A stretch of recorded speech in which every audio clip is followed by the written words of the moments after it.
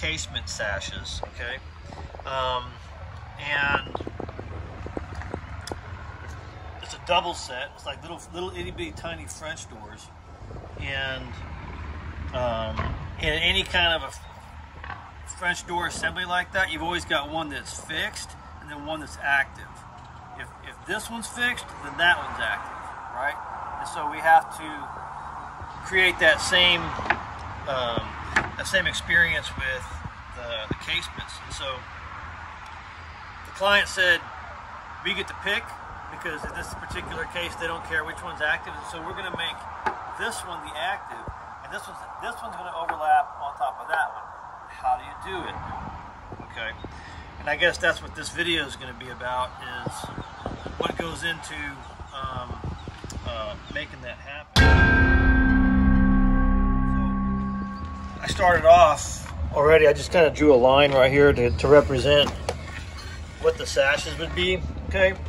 You know, and if you can imagine, you know, the sash just kind of sitting right there on this line, that's what that line represents. And as far as my explanation goes, this is what you got to do, okay? Is you first, well, you find, I found the center of the two sashes we're going to intersect, okay? And I found the center both ways, right? So both lengthwise and vertically. I think that's the way you say that. Yeah. So then I'm going to take my speed square, okay, and I'm going to draw a line intersecting that point there in the middle, okay? And what that does is that gives me my angle, but I'm going to do something else too, okay? Because actually what I'm trying to do before anything else, I need to know what my overall sash width is, okay, for the both of them, because they have to be longer, just a little bit longer than the center of the opening. See that?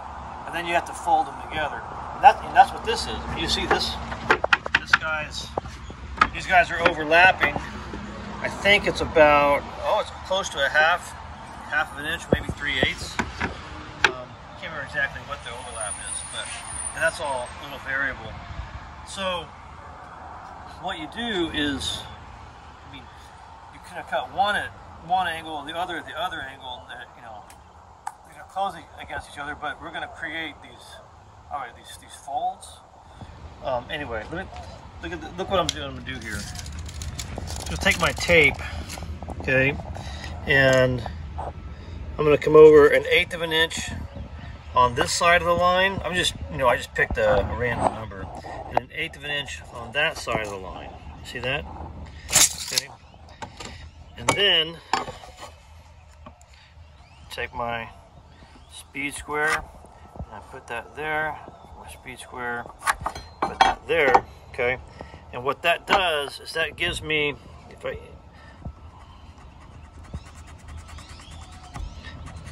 what my overlap is. See how that works? So if you look at my little drawing there, so this one is going to open that way. This one will open this way. See how that works? Okay. And this will get a little bead on there, like that. I have a little space in there like that, and that's what gives me, when I do that, that gives me my overall length of what my sash is supposed to be. So, see how that works? So when you have that, in this particular case, it was 16 1/4, which is interesting. I bet that means that this is 32 1/4. It is. So that's what I'm going to do here. So that way you can understand what I'm doing when I put these two sashes up together like this. Okay, I'm gonna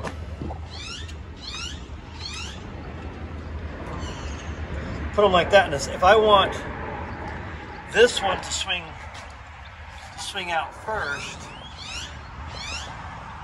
okay, then I'll mark my angle. I'm just gonna do a exaggerated angle there. Mark my angle that way so that it looks like it's gonna close against that. So if I took this little piece out here, you can see that these will close together and this will overlap and this will open first. And this sash here will be mechanically restricted by the overlap of this one. Make sense? Okay. So that's what happens. So now I've got this mark here. Cool. I can take it to the table saw and I can cut my 5 degrees on this, and I can get it started, and I can start crafting in the actual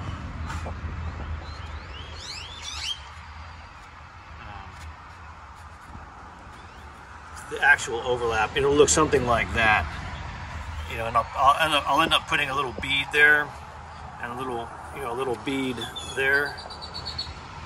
That'll be nice. So, and I've already gone, and I didn't get on camera, but I cut this at 5 degrees already. And now what I'm going to do is I'm going to run this across the table saw and put a cut right there.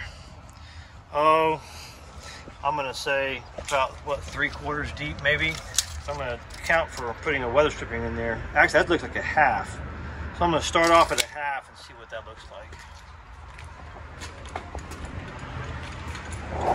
That doesn't look like a half at all. So let's see.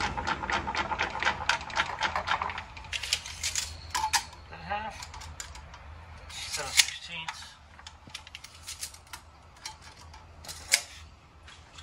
Okay, we got it set as the right number.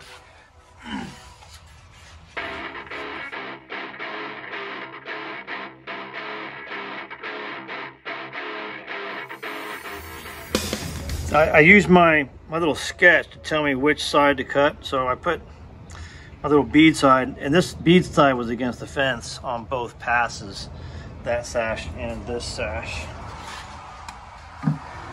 Now, let's see, I'm going to push this out a little bit again, my 19. I'm going to set my blade at 5 degrees. There. Okay, because I got it. But no matter what I do, if I cut it there, that would be wrong.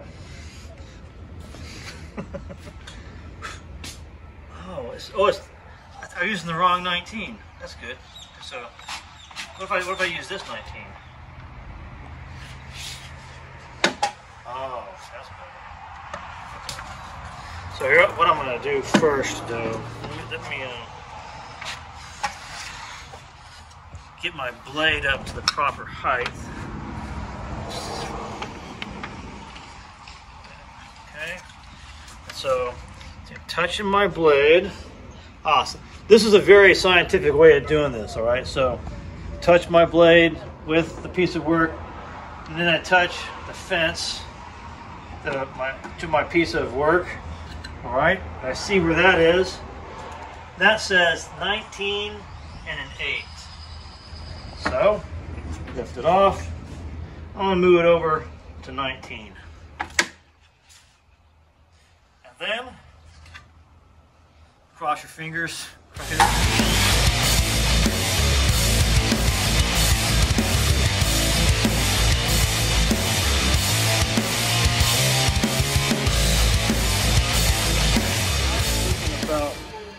That's looking closer. I think this is...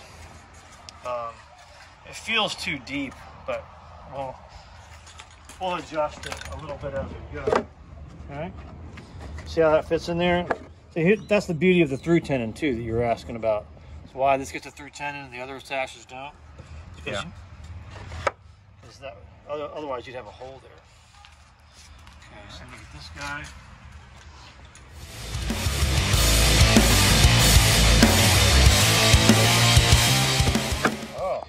Go. See that?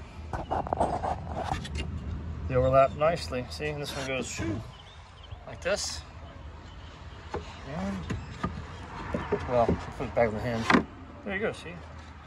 And now, I got some room here for adjustment too, because when I put my hinges on, then, you know, that might change a little bit, but you know, at least now I can shave some off of this.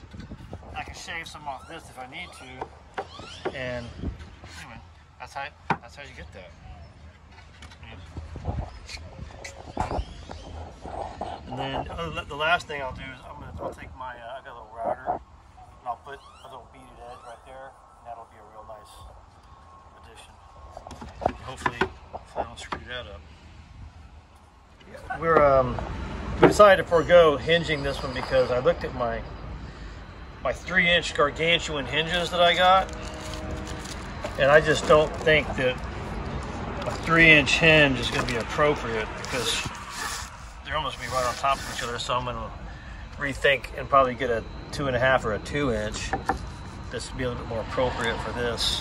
But what I was saying, I mean, you got this bead in here now, which is really, really nice. Okay. You know, you want to fit this thing. One of the things, the general principle I use to fit these things is I try to move this thing together as a unit, and I'm looking at the fit together as a unit. And I guess, you know, without the hinges, there's not a whole lot more fitting that we can do in a final sense. So we're just going to have to wait, put these things aside. See how I'm moving like this, back and forth.